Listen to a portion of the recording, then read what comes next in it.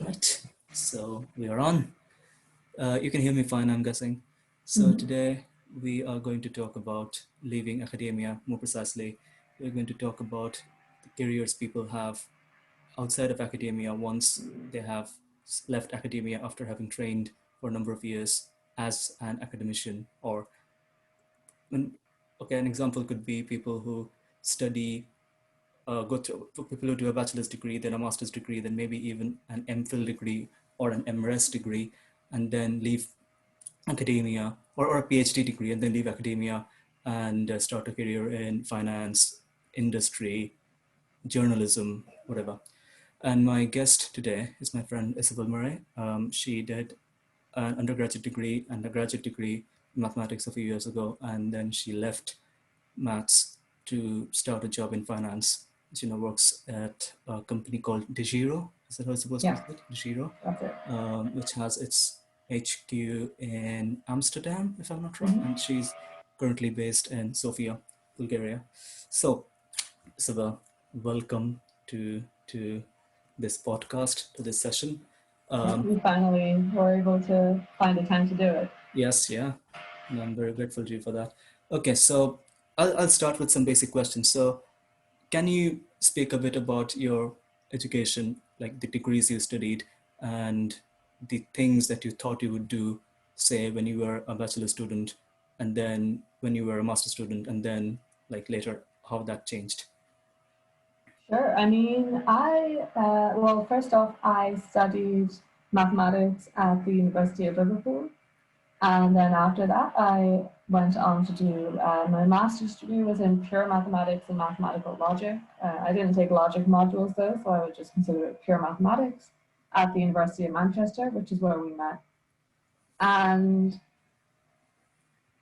I think I'm a little bit different to most people. Actually, I know that I'm quite different to most people that I studied with and people that we knew because everyone there had a very solid plan. So everyone had been like for a long time, they wanted to do a PhD, probably even before they even started their undergraduate Mm-hmm. degree. They had the plan that they were going to do the PhD, whereas I have never really had a plan. So when I was at when I was at high school, I didn't plan to even study mathematics at A level. That was something that I decided to do at the last minute because I did much better in my exam. I didn't have a very encouraging teacher, so she told me not to. And I did much better in my exams than she predicted I would do. So I changed and decided to do mathematics A level. Changed from what? Uh, hmm. I think I was doing. I was for quite a long time interested in sort of both sides of academia. So English literature and philosophy were my two A levels that I did, and the other two that I took were mathematics and physics. So very like different directions. And I don't remember what I was going to do instead of maths. I don't think I had a good option, which is probably why I decided to go with maths in the end, and also because I was enjoying it. And when I did well in the exams, then why not continue? And then when I was doing my bachelor's degree, when I was picking what to do, again, I had it from both sides. So my maths teacher, who now I had a new maths teacher, was very encouraging and wanted me to do maths. And my English teacher wanted me to do English, and my philosophy teacher wanted me to do philosophy. And I actually ended up doing a combination degree at the University of Liverpool, which was mathematics with a philosophy minor. Mm-hmm. So I did that for a little while. I didn't like how philosophy was taught there. Uh, I was, I think, almost everyone who started that degree combination. There was only a few of us. We started the mathematics and philosophy, and most of us ended up dropping the philosophy and just doing mathematics. So when I was doing my master's degree, I didn't have any plans.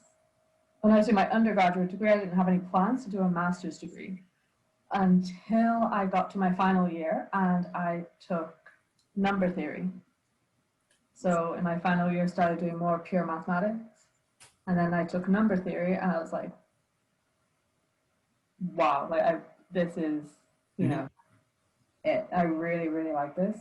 So after, and again, like everyone who I was doing my undergraduate degree with, they either were doing a combined master's degree or they were doing they had plans to do a master's degree or something. I was one of the very few people who decided quite late to Mm-hmm. do a master's degree because I just took the one module in number theory and decided that I wanted to do more of that. So I made the decision to do my master's, not with the plan of doing a PhD again, until I did eventually start finding some, being around people who are doing PhDs and talking to them and going to the talks, meeting researchers from other universities, seeing what the possibilities were there, and then finding a potential someone to do a PhD with. That was when I decided to give it a shot and apply to do a PhD. And then ultimately, funding didn't come through, which is very common. Most people, I think, because I was not completely sold on it, I only really applied to this one just to see. And when that didn't work out, I decided to try something different. Right.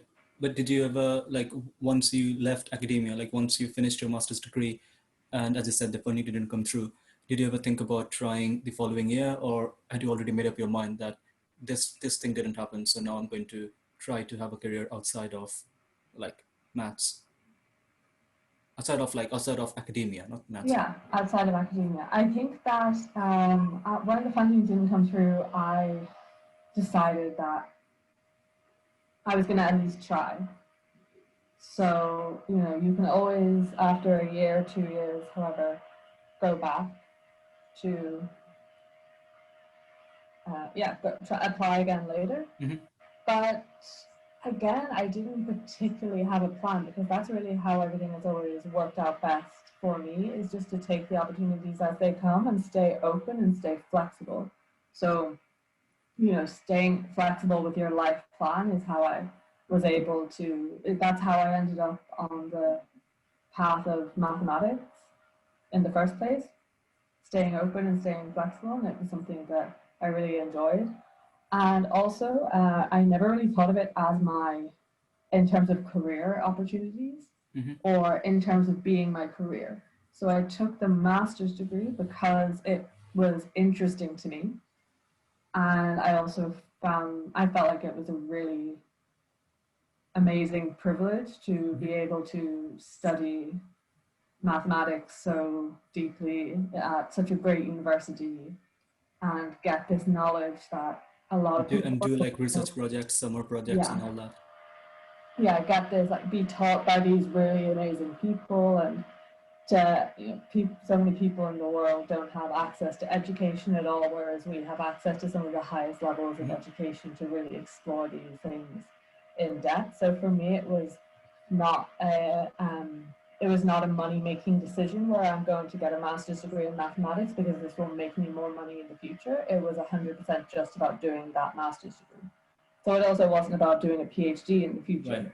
It Right. wasn't a stepping stone. It was just for the sake of just doing that master's degree. That was in and of itself, why I chose to do it. And interestingly, as you spoke earlier, like maybe you were not the most common, like maybe your situation wasn't the most prevalent one. Like people Mm. usually at the beginning of their master's degrees, like do know or tend to know Mm. what they want to do after the degree is over. Oh Like yeah, I when was I, totally different to everyone yeah, else yeah. on the course. I was um, much more like, I didn't do very well at undergraduate. I got a 2-2 in my undergraduate degree because just a lot of it didn't interest me. Finance didn't interest me, statistics, all of these modules that you have to take to get a well-rounded mathematics degree. It wasn't until I got into pure mathematics that I found really what was interesting, and that was what I did really well in. And so it was a little bit of a fight for me to even get into the master's Mm-hmm. degree. Some people didn't want to write me recommendations because they thought that there's no way you can get into Manchester with these results. Mm-hmm. Obviously, in the end, I did. And then I got a distinction in my master's degree, Mm-hmm. which quite proud of that. Yeah. No, But yeah, totally different. Everyone else I remember was very like focused, and they knew exactly what they wanted to do. They had extremely high grades compared to me. yeah. They were younger than me as well, because I had to work for 2 years, 1 year to pay for my undergraduate degree and then 1 year to pay for the master's degree. Yeah. Uh, Now, I'm guessing like most people don't tend to realize that obsessing over grades is never a wise thing to do, because if you have, I don't know, an 88% in your degree today, in a few years' time, that 88% will be useless. Like there will be newer people with better grades, maybe as a result of easier exams or whatever. So what's always important is what you actually got from the degree, what you actually learned, and how ready or not ready you are in terms of using that knowledge to, I don't know, to either do research or to like do good for yourself, basically. One related question that I have for you here is that usually when people like me, like I just submitted my PhD thesis, like people like me, when we think of leaving academia, the first thing that, the first negative that comes to our minds is that if we start a job that's not a research job, the level of intellectual satisfaction or lack thereof uh, in that job wouldn't really satisfy us, wouldn't really be great for us. So you in your master's degree, you did a couple of projects. You did, I'm guessing, a summer project, a research project, and of course there was uh, the project that you had to do to get that degree, like whatever that's called. Like if it was an MSc, then the MSc project. So you had your fair taste of research while you were working on those projects. I'm guessing. Well, by research I don't necessarily mean coming up with original results, but still like reading the literature, figuring out how much work has been done, how much work there still is to be done. So once you left all that and started your job in the finance sector, like in the first few months, first few weeks, whatever, first few days, did you feel like you were missing out on something? um, yes. Right. Short answer, yes. Like in terms of the intellectual stimulation being an issue, I would totally agree with you that it is. And also, I work with a lot of very smart people who also have done master's degrees. Some of them also study mathematics, and at first, it was really good because I had spent so many years studying and working. You know, I was at school, then I was at university studying hard for undergraduate. Also, exams never came, not university exams. You know, I was one of those people who, when I was a teenager and younger, Mm-hmm. the school exams, I could do them without studying at all.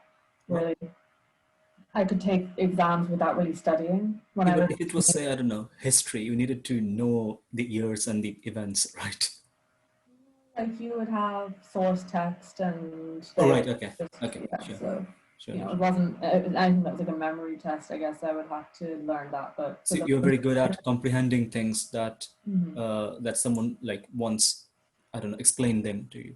That someone won't Yeah, I explain mean to you. once I well when I was younger and it was easier, I could do it very easily, but then I sort of like caught up with um everything caught up with me when I got to university, and it was much harder. And I found that I had to study a lot. So I was not someone who could go to the lectures, understand it really easily, and then study the night before an exam and do well. I would be studying for weeks to make sure that I really Hmm. understood it. And for me, that paid off, but it was a lot of hard work. So, Yeah. Sorry. so yeah, when I left and started a job, and also when I started it, I was very basically taking calls from our clients Hmm. every day. So it was hard work. It was stressful work. We were, taking calls, answering emails, solving issues, long hours sometimes. But it wasn't. It was almost like a break From after. from the work of getting a master's degree and having worked so hard for so long to get that degree and get the results that I did. Yeah, but didn't Worth that it. like frustrate you at some level? Well, as you said, like it probably did for a bit at the beginning. Mm-hmm. At the beginning it was fine. At the beginning, I was so busy, and I was happy to have a break and to not think so much. But now it's 2 years on, and there definitely is not the same intellectual stimulation. Which is not to say that it's a boring job, but it's not. You're just not going to get the same intellectual stimulation as you are studying That is kind of mathematics. equivalent to saying it's a boring job. I mean, there's other parts Sure, sure. that can be that can be fun about it. Like the people that you work with, and often there are quite a lot of problems that I have to solve, which my maths degree helps me with a lot, like finding all the possible holes in an issue, Right, right. finding all the solutions, Yeah, seeing that's where it could go yeah, wrong. that's an interesting point. I often like wonder about it. So, for example, say I go into a job in the finance sector. Say I don't know, say the kind of job you do, where I Mm-hmm. have to say deal with a lot of issues of different types. Uh, would you say, like for someone like me, someone like you, uh, our background in maths, specifically our background in maths, will help us in dealing Yeah. with all these issues? Because, like, when I think about my background in maths, it's mostly abstract concepts, abstract theorems, Mm-hmm. lemmas, corollaries, propositions, and then suddenly I have to deal with people asking for, I don't know, an improvement on some code or something. How is my background in knowing, I don't know, a bunch of group theoretic results going to help me? Of course, you're not going to literally apply Yeah, the yeah. specific Mhm. theorem, but I find that I'm very, very quickly and easily able to analyze all of the data in the situation, pick out what is important, ignore what is not important, uh, collect it, analyze it just all quickly in my mind, put it together, find Right. the problems, come up with a solution. And that sort of formulaic way of thinking is very Hmm. useful. That And sort of way that we can, you find the variables, you find what's important, you find what you need to solve it, you see where the gaps are. That analytic way of thinking is something that probably it's like we don't notice it because to us, um, mathematical language is like English. So this kind of way of thinking, it's like that thing, that joke where two fish are swimming along, and one turns to the other and says, "The water is really wet today." mhm. And then they just swim along in silence for a little while until finally the other fish turns to him and says, "What the fuck is water?"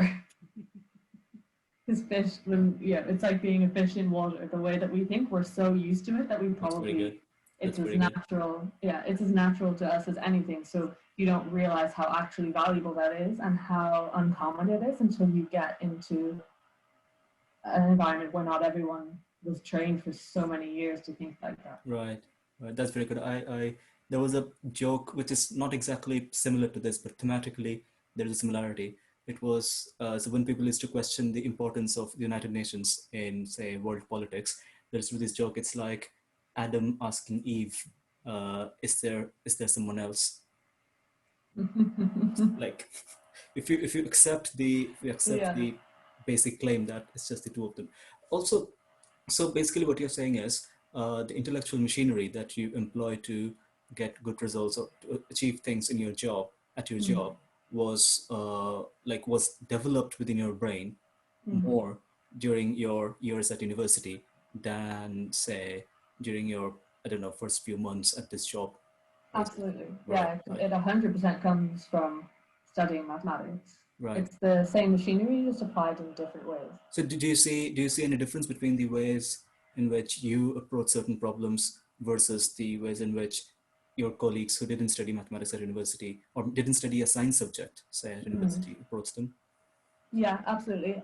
It's very common for me to find problems that other people overlook, Right, problems that my bosses overlook. So right. we'll have something planned and I review it and I see the potential problems with it that people more senior than me have overlooked. But I also tend to find the problems like if there is a solution to be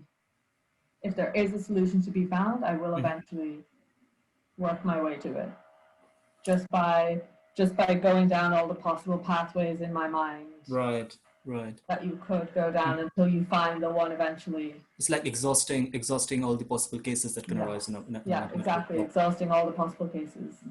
Also, like your background is in pure maths. Like if we talk about Mm. mathematical backgrounds, so you did your master's project in number theory, and before that, as I said, you did maths and philosophy.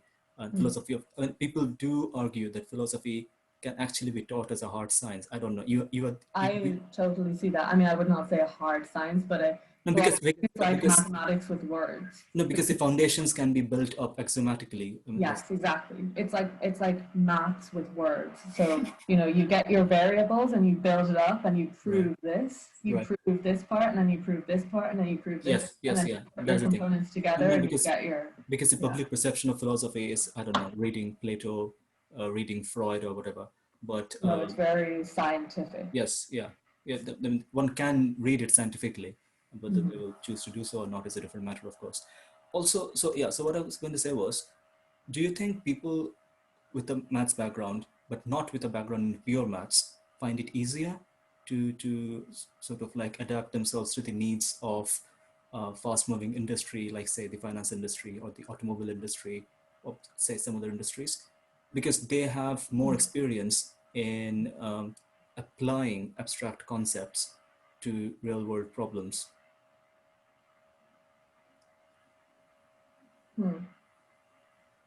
The thing about pure mathematics is it is very much what you're learning is how to think and how to solve things, Mm-hmm. not how to solve a particular Right. problem. Like we're not trying to with applied mathematics or engineering, maybe you're trying to get to a specific figure and Mm-hmm. you're inputting numbers to get to a specific solution. But I think with pure mathematics, it's a lot more about learning how to prove a theorem Mm-hmm. doesn't necessarily matter what the theorem is over like Right. and a few times you'll do different ones. It's sometimes just sort of the way of thinking and you can Yes. apply the same methods to these different ones. So it's more a way of thinking that they're trained. And also of course there's specific things that you learn Yeah. that you just have to remember and Specific tools that mm, suit you well. Say I don't know. Say while counting the number of primes smaller than a mm, certain number, which probably won't suit you well if you're mm, counting the number of, I don't know, silo subgroups of a big group or yeah. whatever. But I still think that finding the variables, analyzing the information and input, even if you were just inputting them into a formula, it is Mhm. still an analytical way of thinking. Right. I just think, I mean, I'm biased towards Mhm. pure mathematics. I just think it's a much higher form of mathematics than, say, engineers. Just a higher form of Their philosophy, mathematics. like one Hmm? of the highest forms of, and to be honest, like it is one of the few areas in hard science that is actually disprovable. Like if Mm-hmm. you get something wrong, one can prove to you that you are wrong. Mm-hmm. Whereas say, well, I mean, to go on a slight detour, like there are all these are you aware of the grievance studies affair? No. So a group of people, I think they are called Peter Boghossian, James Lindsay, and Helen Pluckrose. So they wrote a number of hoax papers on subjects like gender studies, fat studies, um, white studies, all this kind of stuff. And they sent out those papers to the top journals of those areas, like Journal of Fat Studies, Journal of, and as you know, like in maths, you pick a Math discipline. studies. Yeah, yeah. I can tell you more about it after we have stopped recording. Say you pick a discipline, say group theory. If you have a journal of group theory, then it sort of means that it is sort of a standard journal in that area. Journal of number theory, journal of differential geometry, whatever. So journal of algebra, of course. So a bunch of these papers got accepted, and their point was our papers are nonsense. We're doing this to show the world that you can just make up anything that you like. Yeah, And I agree. I think psychology, sociology, things like this is so subjective. Okay, fine. Yeah. Yeah. Oh yeah, like you and I had this conversation, right? Like about Jordan Peterson, that he pretends as if what is it, psychology is a hard science, or was it something else? Oh yeah, I mean, he thinks he can just say things because he, and then say, "Well, I have a PhD in psychology." It's like, Yeah, okay, it's not. and that doesn't No, mean that that it's a fact or that it's right. Everything that you're saying is completely subjective. I could probably find someone else equally as qualified who believes the exact opposite of what you the believe. opposite. Yeah, But that is not. You're right. That's not true in mathematics. You're not going to pure find pure two. mathematics, at least. No, not pure mathematics. You're not going to find two pure mathematicians who hold opposing views on Well, a to be honest, like given theorem. ABC conjecture and the Mochizuki program, but it's more of a case. It's well, there's this ABC conjecture number theory, and there is this Mm-hmm. mathematician at the University of Kyoto or maybe somewhere else in Japan called Mochizuki. He claimed some years ago that he had a proof. Maybe you know about this. He claimed some years ago that he had a proof of the ABC conjecture, and the proof Mm-hmm. sort of developed a new theory, and it went on for hundreds of pages. And for a long time, no one really understood that proof. And then I think a couple of years ago, someone from, I think Peter Schulze, some very famous mathematician from Stanford, I think, went to Japan, spent some months studying the proof, and came back and wrote a report saying lemma 2.4.5 is wrong. So the whole thing falls apart. Yeah, exactly. It's like, well, first off, you mentioned there conjecture, because this is what we have in pure mathematics. If it is not proven, maybe Mm-hmm. you can see it working even. You can see it That's working the in thing. other The areas of distinction, mathematics, the but distinction until it that is we draw actually between proven. evidence and proof, Yes, that's also yes. very, It's conjecture. But yeah, it's just that thing of like all these parts have to be absolutely perfect, like building a house one brick at a time. And if you come back and, lemma 2.4.5 or however is incorrect, the whole house falls down yeah, because you built everything on that. So it's easily, not easily, but it's everything is provable or disprovable. yeah. What do you think about the sort of Platonic Mm-hmm. theory of mathematics, Mm-hmm. the idea that there's sort of two thoughts where two schools of thought where some people feel that they believe that we're, for lack of a better word, discovering Mm-hmm. mathematics, Yeah, and other people inventing, have the school of thought that we are believing, we are building it, we're creating it as we go. So inventing it. human Yeah. beings are creating it as we go. Mm-hmm. Which one do you fall into? Yeah. Which one? Which one I follow? Yeah. Well, I guess both has to be true. Like in my thesis, there was a lot of, if you subscribe to the notion that every knowledge that one can possibly gain in any field is actually out there, then Mm. everything is discovery. Everything. Inventing a mobile phone is discovery.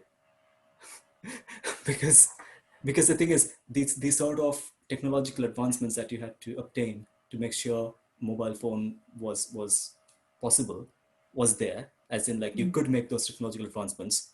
So the potential to gain that knowledge was there. You just gained that knowledge.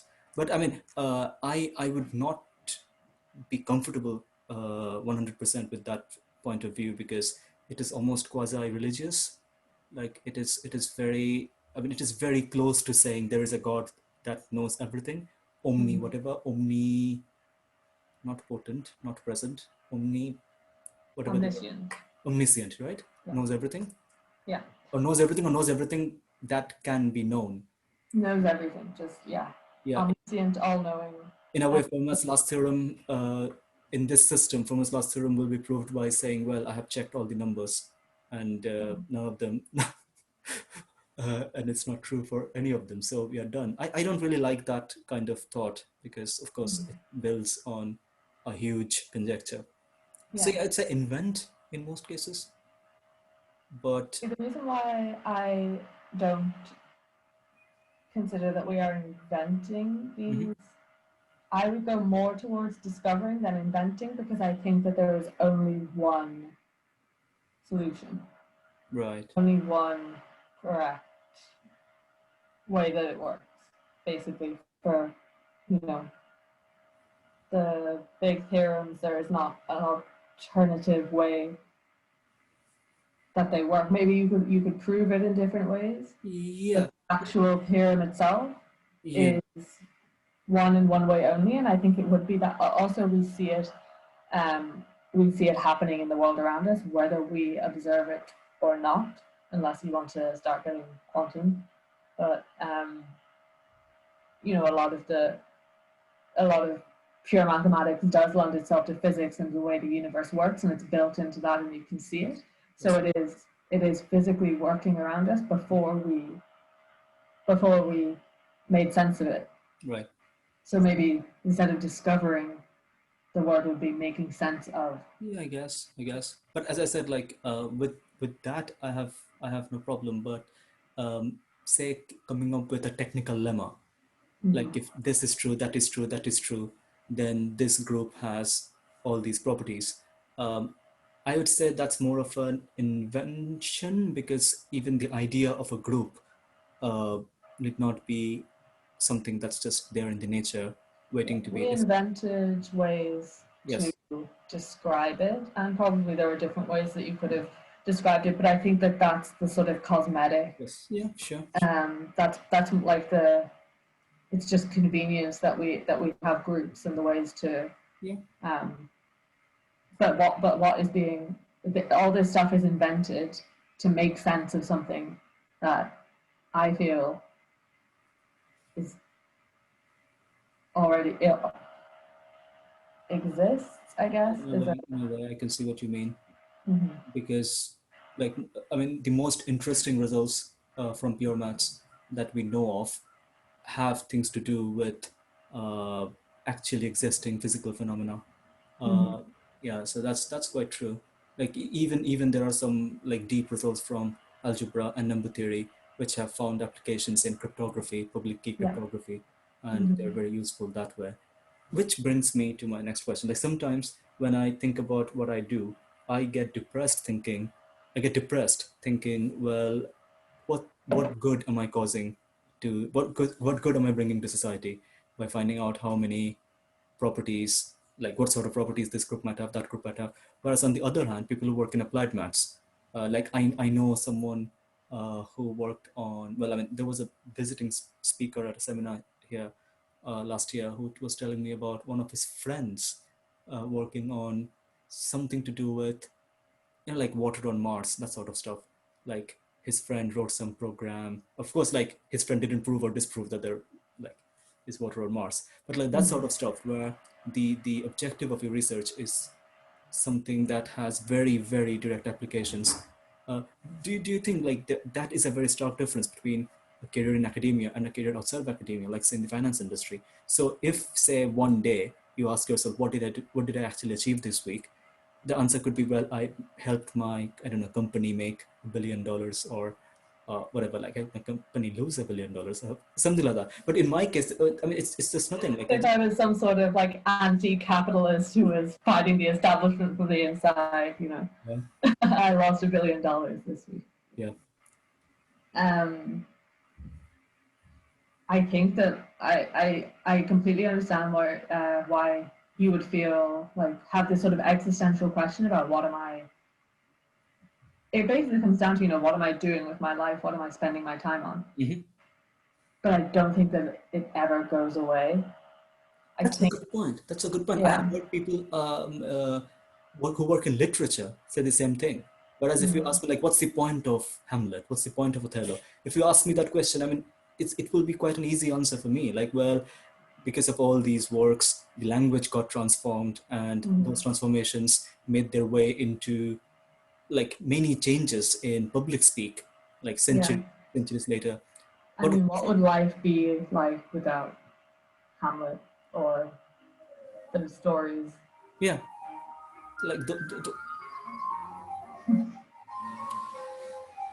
Hold on, I'm open this no, no, door. no, it's here. Yeah, I know, but it's just warm. Do you hear the wind? It's 30 degrees here today. 30. Oh my God. Yeah. It's 13 here. It was 13 here a little while ago. So yeah, so there are those questions anyway. Like I know people who work in say astrophysics, or like some kinds of like solid state physics, some kinds of theoretical physics, some kinds of like interactions between maths and physics, who Mm-hmm. are usually quite confident with the applications of their contributions into society, like at large, in society at large. But for me, like Well, the do you way I think used to, sorry, you're gone.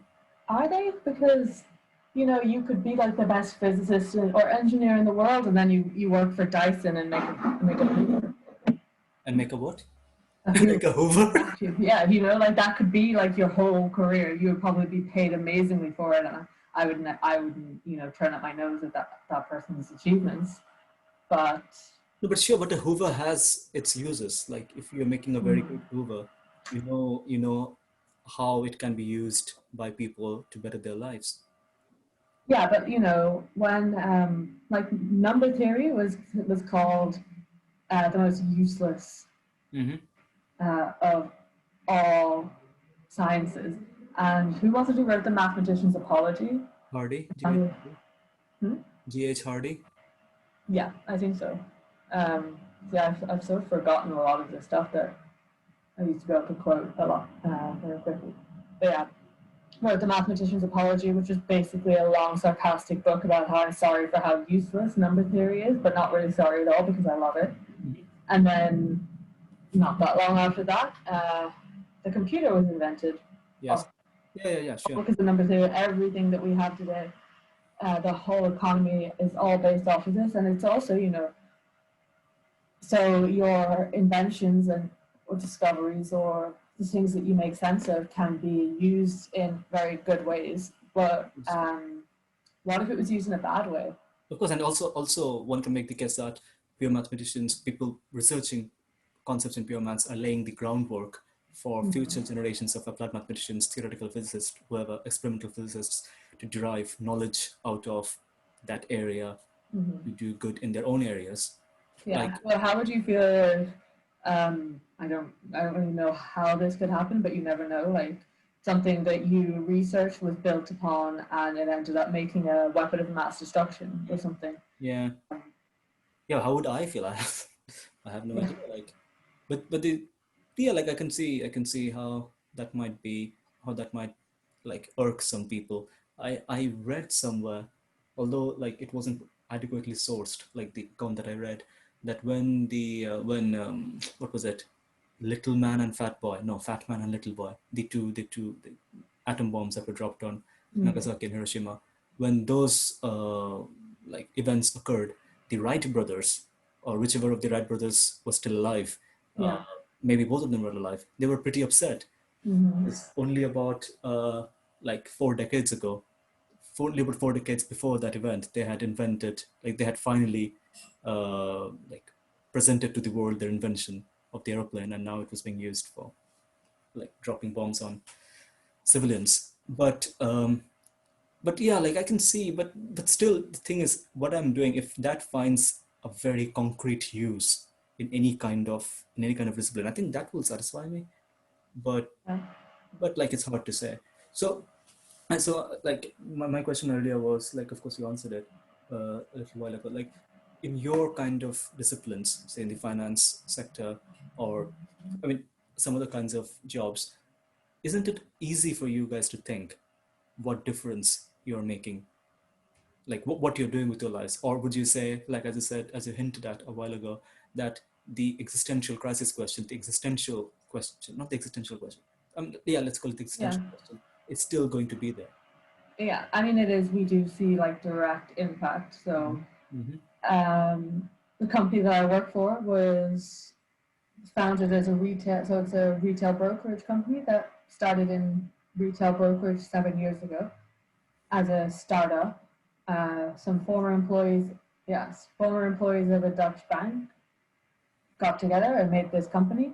And then very, very quickly, it grew very, very big. And its whole premise was offering retail clients. Previously, investing was really for the rich. And the company that I work for was one of the first to offer very low fees. So the fees that professional investors would be paying. Right. So in that way, it's quite easy to see the impact.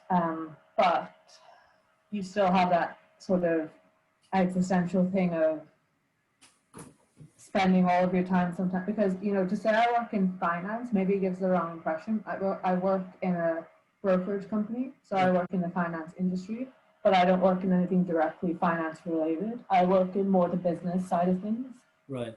a very, very broad business side. basically solving problems. So I work with our risk department, our risk management are extremely finance heavy. They manage the company risk, client risk, things like this. They would do a lot more maths Mm-hmm. than I would do Mm-hmm. on a daily basis. I work with our brokerage, operations, functional, the IT departments, legal, compliance, Mm-hmm. customer service, all of these kinds of things. So it's very, very broad business side of things. And my job really, really is problem solving, troubleshooting. We need a solution for this. We need to find out how to do that. What We kind need of to problems are these communicate that you're this. solving? Are they mathematical problems? No, not mathematical problems. I mean, There was one or two things, like there was something, I mean, without going into too much detail because I am under an NDA. There was one or two things that we needed to communicate a solution to IT to implement of how we wanted things to match in our system and how we wanted the algorithm to make things work. And for that, I was able to literally use my maths, and instead of writing it in words that we want this, this, and this, I was able to define my variables and write a formula. mm-hmm. But no, not in terms of maths. So more in terms of Like real world problems. practical problems. Yeah, I mean, can it be a problem that can be sorted out by, say, calling a number of people, or say speaking to a number of people, or negotiating, like that sort of problems, like which have, say, nothing to do with maths or analytical, not analytical skills, I mean academic skills. Yeah, so I wouldn't ever, it's not like I'm going to come up with an answer and the answer is going to be like 42. It's it's going to be more something like, okay, this is the problem. We need to find a solution for this. And along the way, you have to be meeting a lot of industry standards, usability standards, technical. It has to be able to be implemented. It has to be legal, Right. meet compliance standards. So lots of different things that we have to come up with to meet regulatory standards in particular is something that we're always Mm-hmm. working on, as you can imagine. But the solution is going to be more like a procedure that is followed, like steps to be followed, not so much not like a mathematical problem with a mathematical solution. Right, right, right. Almost more like a philosophical problem with a philosophical solution. I mean, yeah, I mean, there is this, well, conjecture, one should say, that all of science is philosophy. I tend to see why that might be true. Mm-hmm. I mean, something that I could probably tell you because it's live and it's live for a while. So if just by any chance any of our clients were listening to this podcast, they would maybe see this. This is public information. We have margin tool, which means that our clients, if they have enough collateral in their account, can trade using money that is borrowed from DeGiro. Mm-hmm. So they can invest. So just say they can invest using cash that is borrowed from DeGiro rather than solely cash Ah, that is deposited into the account, depending on the collateral and the risk of their portfolio. And so sometimes the market will move, and this means that the amount of money invested is more than they have collateral for. So right, the amount that they have currently invested, or the amount that they are borrowing from DeGiro exceeds their limit that they are permitted to. And when that happens, it's called a margin call. And we alert the clients that they have a deficit in their account and they have to clear it by a certain time. And our risk department came to me and said, so we alert the clients by email that they have a margin call. And sometimes we get quite a lot of these. mm-hmm. So it would be handy to have something in the tool that could show them when they have a margin call. Right, And sometimes when a client doesn't meet when their deadline is, we give them a deadline to clear their deficit. And if they don't clear a deficit by a certain time, our risk department will begin liquidating a part of their portfolio to cover this. wow, So we needed to come up with a solution there. So my colleague in the risk department wrote some code that would pull a query in SQL that would pull information from our database. Then we were thinking like, what information is readily available in our database that we can use here. I reviewed the query. I pointed out a couple of things such as time zones. It was edited, discussed it with our IT department, Mm-hmm. our design department. How's it going to look? What happens if this? What happens if this? Discussed it with the risk department. Sort of all of those moving parts. And then finally, we were able to come up with a solution. We tell our IT department, we need this, this, and this, and we need to pull this data from here and this data from here. Right. Sometimes they come back and say, we can't do that, but we can do this. Right. There's a problem with this. Okay, we have to test it again, come up with another solution. And in the end, we came up with the margin call tool, which is now just like a little banner at the top, which pulls the client information that's relevant to say if they have a active margin call, what their deadline is, what the amount is, and if their portfolio is in liquidation. It's like a more direct way of facilitating the alerting process that we were talking about earlier, instead of just an email. So again, it's like this thing of getting all of your variables, which is all of the data that we have available in our database, and assessing that, what's important, what isn't, what can we use. Right. And putting it all together and working with other people, and then someone with the IT skills, obviously I don't have, builds it and tests and implements.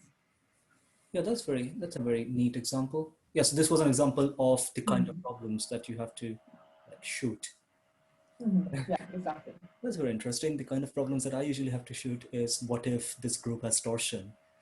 Like, yeah, what if that is not finite? Yeah, okay, I see. That's a very interesting example. So we are doing pretty good in terms of time. So maybe I'll just ask one last question and then we can end this.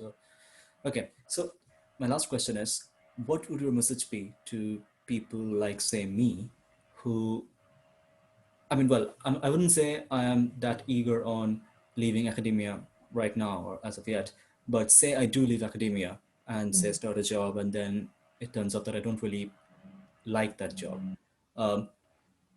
What do you think, like, say if you were to return to academia after, say, a year from now, say something happened and say you had a fallout or whatever. So what do you think the chances would be for you to sort of succeed at coming back into academia? Because if you look at the other way around, say I am working as a postdoctoral researcher or something, and 2-3 years from now, suddenly like, academia isn't as appealing to me as it was, say, 2-3 years back. I can make that switch, right? Like theoretically speaking, switching from academia to outside of academia should always be possible, provided, like, I don't know, you ace the interview, provided you do well in the tests and whatnot, in the exams. But leaving academia, then coming back, how likely do you think is that process going to be for? How prone to failure or like prone to success that process is going to be for most people, do you think? I think I would say that there are no external factors of any significance. So your success is always going to 100% hinge on you and how hard you are willing to work. Seems to me there are some external factors, because if I don't think any that really matter. If the job that I'm thinking about coming back to is a research job, then say I have to write a research proposal, and in the research proposal I have to chalk out some ideas that I have, like regarding the kind of stuff that I want to look into. So if the 2 years that I spent outside of academia drained me so completely of all the like creative juices, let's say, that I had before, that I can't really think of anything interesting to put in my research proposal, my application will not be that interesting, right? Well, then in that case, I guess you would just have to start reading again and Right. focusing on it and learning new things and getting your, like you would. I mean, I couldn't walk back into academia right now. There's no way. I don't think I could even walk into a serious conversation about, I mean, I think I did. I think that we've had a good conversation here, but if I went into the pub with, the postdocs like I used to, I don't think I could I could at least listen and understand a little bit what was being talked about. Now I probably just sound stupid because I've forgotten most everything. Mm-hmm. But yeah, so definitely, I mean, of course, you would have to, there's always going to be setbacks. So absolutely, you would find it difficult. You would not remember everything straight away. It's a very specialized area. It's not something like anything. It's like learning a language. If you Mm-hmm. learned another language and then you went away and didn't speak it for 2 years, when you came back, you would probably. Really? I think so. I'm with people who speak at least two languages every single day because I'm the only native English speaker that I work with on a daily basis. Everyone else is Dutch and Spanish and Polish and Portuguese, Brazilian, Bulgarian. Bulgarian, yeah, Bulgarian, Yeah. everything. So they speak other languages, and they say sometimes that you not that you would 100% forget it, but you Right. definitely would need to get back up. So in that way, it is like learning a language again. So if you leave for any period of time, yes, it's going to be more difficult than if you just go straight back into it. But again, it's not insurmountable. So it's not that. So those external factors are superficial. Ultimately, your success is going to be it's going to be coming from like the internal. Mm-hmm. Also, yeah, okay, I did say the last question was going to be the last question, but let me ask this anyway. Mm-hmm. What do you, so say I have a hobby, say I like to, I don't know, play poker, play chess, whatever. So I like to read books or watch films. Uh, these hobbies seem to me to be the kind of things that an academic can somewhat maintain with more ease compared to people like in the finance sector or in, I don't know, in the IT sector or uh, in like a whole bunch of industries.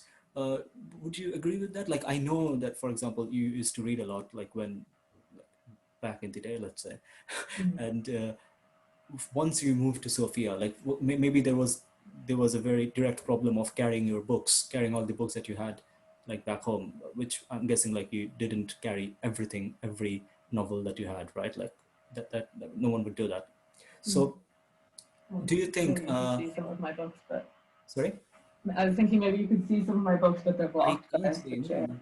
Well, yeah, maybe.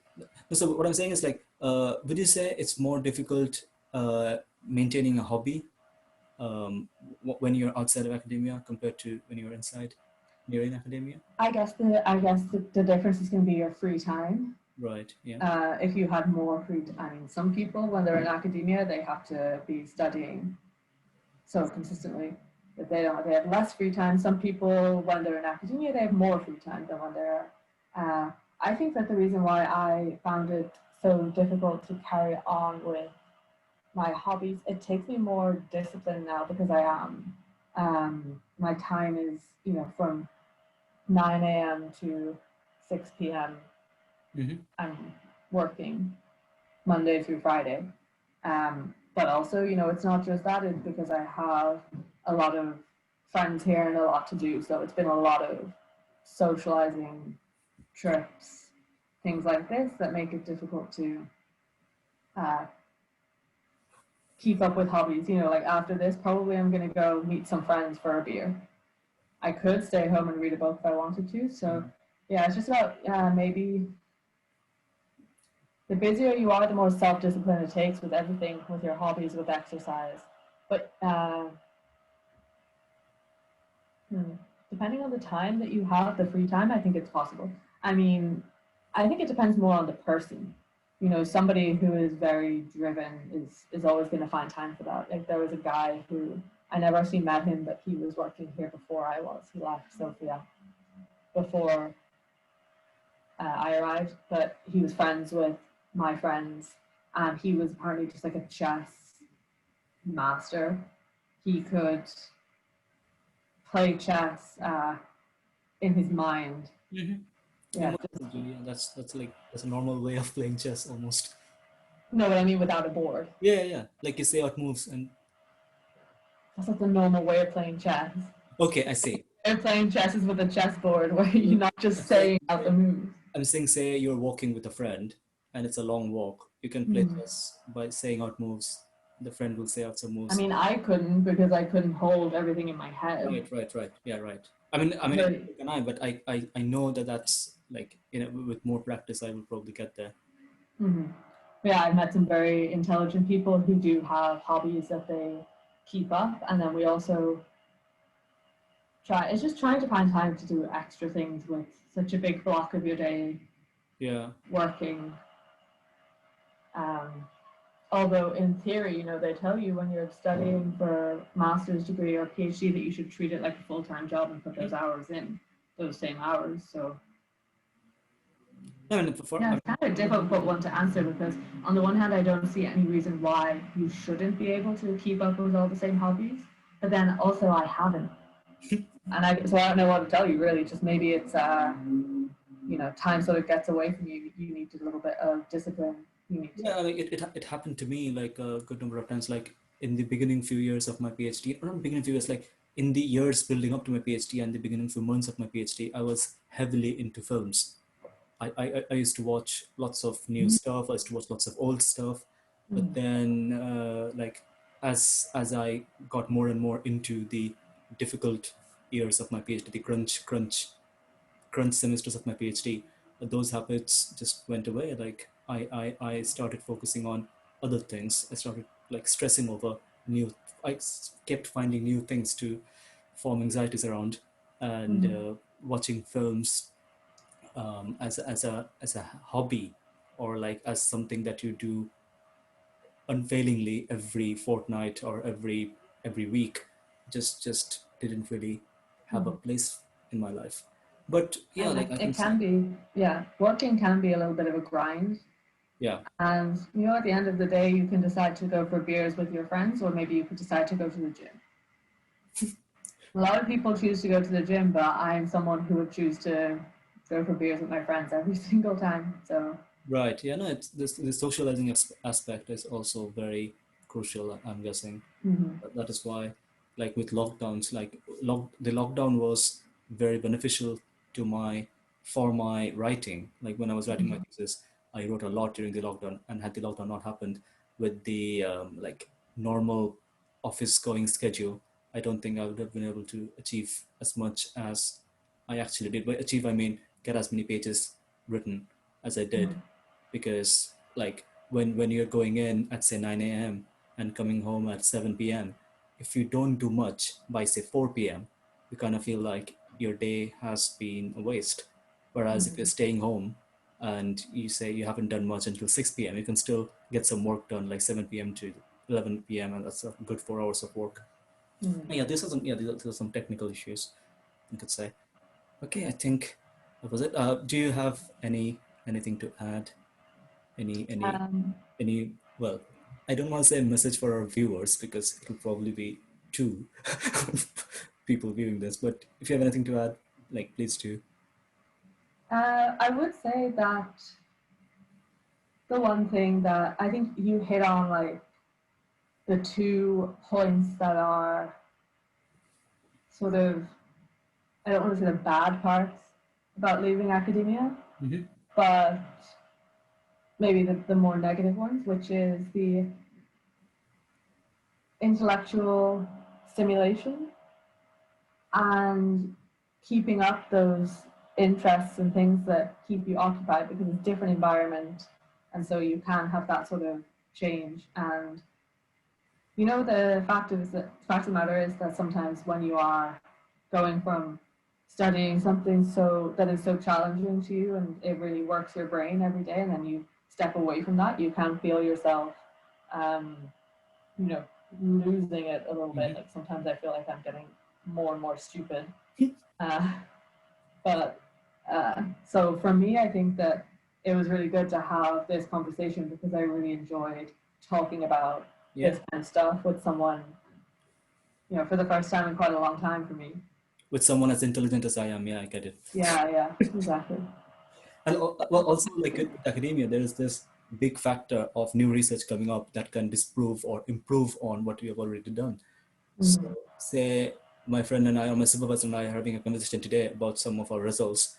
in a few months' time, that conversation could be meaningless, or just, I mean, all the results that we are talking about now could Mhm. can be improved upon massively Well, for people in a few weeks' time, even, and then that will be the standard of truth, and then someone will add to it, and then it will keep going. well, the results may be meaningless, but They will tools, remain true, but like, yeah, yeah. but the tools that you uh, built to get there, you will be now more readily able to apply to the next thing.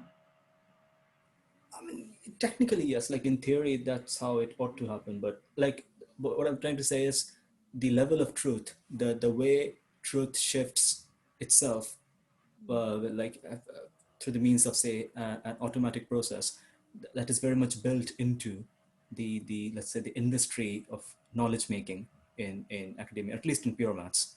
Like you can say this was true in 2016, then Mm-hmm. this bit was added by so and so working from so and so university in 2018, and then you can keep going like that. And it's That's something that I really love about it as well. We were talking before about how subjective the other so-called sciences yeah, can be, and how there is no, you can't disprove. You cannot definitively disprove. But with mathematics, you know, you know exactly what is true. yeah, yeah, and you can prove to someone's face Mm-hmm. that what they're claiming is true. I mean, well, you can, as in, it should be possible. You might not be able to Mm-hmm. do it, but it should be possible. Yeah, It's and one of and the also, like, only yeah, true. It's one of the only real truths in the world. yeah, and also the thing that I was saying earlier about the distinction between evidence and proof, that seems very topical to me in this Mm-hmm. age of, like, social media trials and all that. Mm-hmm. Someone will say, I accuse so and so of this thing. And then friends of so and so will say, well, so and so didn't behave like that when he was around me or whatever.